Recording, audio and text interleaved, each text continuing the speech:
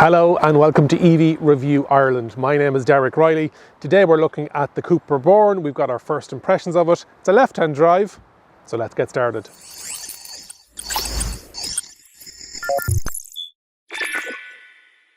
Today's video is sponsored by our insurance partner evinsurance.ie. As well as excellent rates, they have specific cover for electric vehicles and are great for company cars too. If you want more information or to get a quote, click on the link in the description and also on the screen.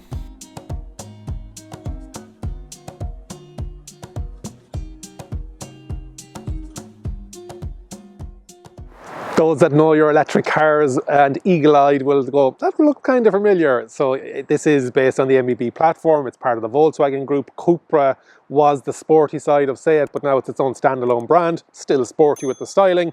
It has been styled in Barcelona and then is manufactured in Zwickau in Germany.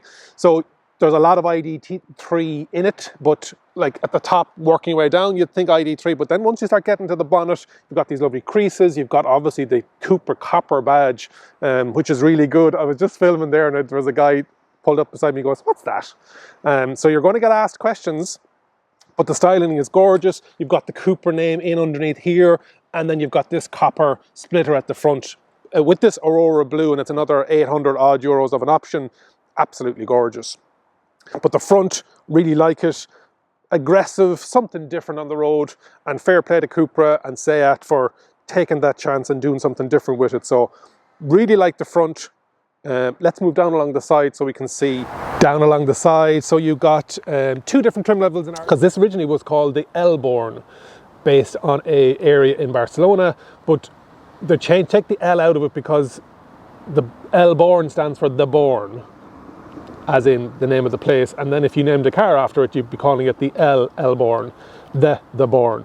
So they just said, let's just call it the Born. Two different trims, the Born and the Born e-Boost in Ireland, and then there's three battery sizes, 44, 58 and 77. So between trims and battery sizes, you've got about 6 different variations. 18-inch wheels and 19-inch wheels as an options, and you can go 20-inch as well. So there's 6 different rims. Some of them are grey, some of them are black and silver, grey and silver, and then there's the copper accentuated ones as well. So really nice LED lights. Has this nice detailing along the side of it as well. You've got your retractable wing mirrors. Side on, it's very ID3, except for this bit at the bottom, and at the back then on the ID3 it has a decal, whereas this is actually moulded into the bodywork. Same charging flap, but the front is nice. I think the back is even nicer. It is slightly lower than an ID3, and it is ever so slightly longer than an ID3 as well. So body shape is slightly different, but not by much. You're playing on that sportiness. But let's have a look around the back and see what we think of down there. Down along the back is where I think it looks even better. You've got the same spoiler, I think it's the same spoiler as the ID3, or very similar. This might be actually a bit longer, and you've got some sidewalls on it as well. What they call the coast-to-coast rear light. You've got the CUPRA detailing, copper, nice big chunky letters, and you've got that carbon effect on the boot hatch. Opens really nice. It's the exact same boot as the Volkswagen ID3, so 380 litres, decent size, and you've got the cutouts again, very much like the ID3, and you've got this rear diffuser down here as well. Really nice looking overall. Let's have a look on the inside, see what it's like and how much change they've made from that ID3, but so far I think it's a winner. What's it like inside the CUPRA Born? Very similar to the ID3 in some areas, but then CUPRA has stepped up. So you have the nice, good solid door, but you have some really nice fabrics, some copper accents, some nice detailing on it. You've got the same touch panel for the lights, but on the dash itself, you've got this kind of threaded effect, same as the steering wheel. Haptic buttons are still on here. You have the movable instrument cluster on the binnacle, or the movable binnacle in and out, up and down on the driver's column, steering column. You've got your gear selector, and on the, if I remember correctly, on the ID it's gloss, where this is a matte. Then you have the a 12-inch screen, which is bigger than the ID3. Some nice detailing on the actual dash, same size glove box. Some copper accents. In this model, it's not the model that we're going to be getting to Ireland. We're going to be getting one that has a rollover top, so you can hide stuff into it. You've got your wireless charging pad. You've got your armrest. Huge pocket down here as well. Seats are really comfortable. It's got those really CUPRA bucket seats. A lot of sustainability in here as well. Fabrics used and manufactured by recycled plastics that have been taken out of the Mediterranean. So the seat covers and the other side walls of the actual seats itself and the car mats, you can see there's badges on stuff. Steering wheel is the ID3 steering wheel with a CUPRA touch to it. And with the e-boost version, you're going to get those e-boost buttons on the steering wheel as well. No pano sunroof in this one. Great size. Looking forward to doing a full review on it when I get it for a number of days, because today it's only for a short period. But the interior, as much as the haptic buttons are still there, that bigger screen is lovely, and the quality and the fit and finish of the materials is above the ID3, so really nice.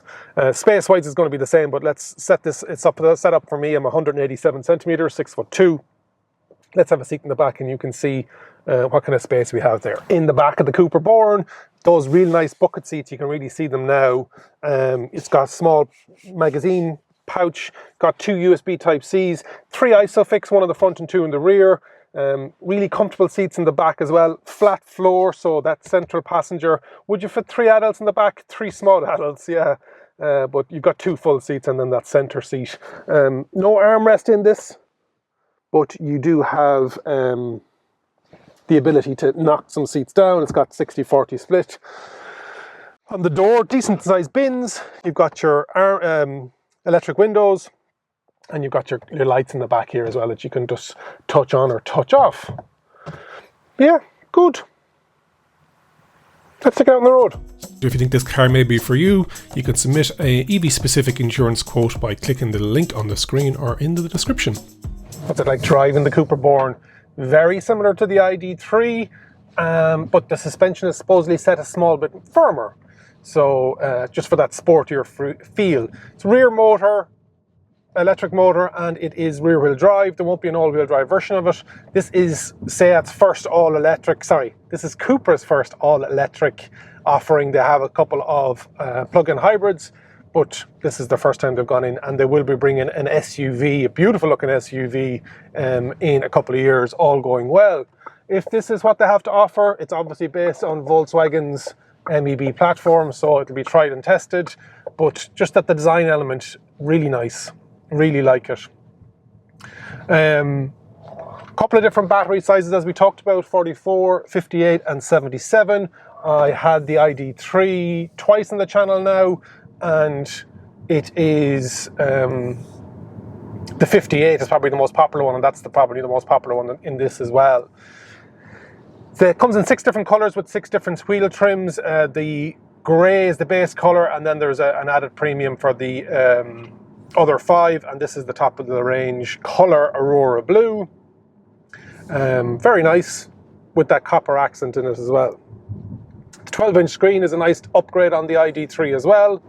Ranges for the battery is what they're saying is WLTP 350 for the smallest, 440 for the medium, and then 507 for the largest, or over 500.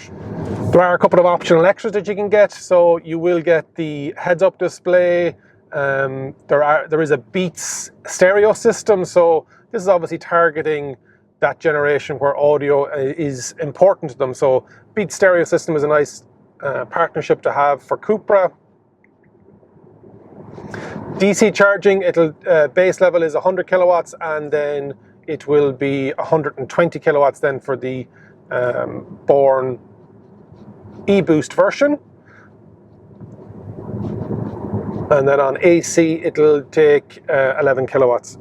Because CUPRA is known for its sportiness, they have slightly tweaked the suspension. This is supposed to be a small bit tighter. I can't feel it now because I only have it for the guts of an hour, but I will test it out a bit further on the, hopefully there's an e-boost version of the one we're going to get for press reviews. But overall, ID3 is a very competent car. As I said, I had it on the channel when it launched, and I also did a coast to coast in it as well, and that was the 58 kilowatt. I did Balmullet to Dunleary, and it had, if I remember correctly, over 100 kilometers spare, so very capable. And it was coming in around its WLTP, a bit lower, but it's saying 440, and the run that I did was just over 300, so having the 100 spare worked out about right. Coming into Ireland in taking orders probably February of next year, 2022, would expect the deliveries end of March, April kind of time, so mid the 221 reg plate here in Ireland. Prices are starting at 31,500 for the base level, lowest battery, lowest trim, and then for the biggest battery, the 77 kilowatt hour with the e-boost trim, that is going to be around about 42.5. So that is including the grants. So very competitively priced. Surprisingly so, because usually CUPRA, because it's that racing element of Seat, I thought it was going to be a bit more expensive than the ID3, but they're smart about it. They're going to get volumes of this on the road so people understand what the CUPRA badge is all about. Let me know in the comments what you think of the CUPRA Born, the artist formerly known as the L-Born. I'd love to know. I really like the styling. I think they're going to do very well with this. One thing that Volkswagen Group do very well, and that is their indicator sound. I was recently doing the Ford Mustang Mach-E GT review over in Croatia, the media launch, and it was the most silent indicator noise ever. Whereas with this one, you won't forget that it's on anyway. And that's what you want with an indicator. You don't want to be giving other drivers the wrong information whether you're going or not. Overall, I really enjoyed my time with the CUPRA Born today. As I said, I think it's going to be a good success for them. Looking forward to seeing them on the road. Just a reminder that today's video was sponsored by evinsurance.ie, who have excellent rates and specific cover for electric vehicles. For more info, click the link on the screen and also in the description for a quote. That's my first impressions of the CUPRA Born. Volkswagen Group have, it's going to be interesting. This is going to take some people that were potentially ID3 buyers, and I'm sure they're aware of that, but it will also take other electric vehicles that are out there in that price point, and CUPRA's going to take some of that market share. If you like the ID3, and I like the ID3, I think it's a great car, one of the best-selling cars so far in Ireland, in the UK, in Europe. If CUPRA can get these cars, they'll sell them. Let me know in the comments what you think. Would you pick this over an ID3? What else are you looking at? If you weren't looking at the CUPRA Born, like the video, give it a share to somebody that's thinking about buying an electric car. And remember, if you think an EV is for you, leave it to me and I'll review. Thanks so much for watching.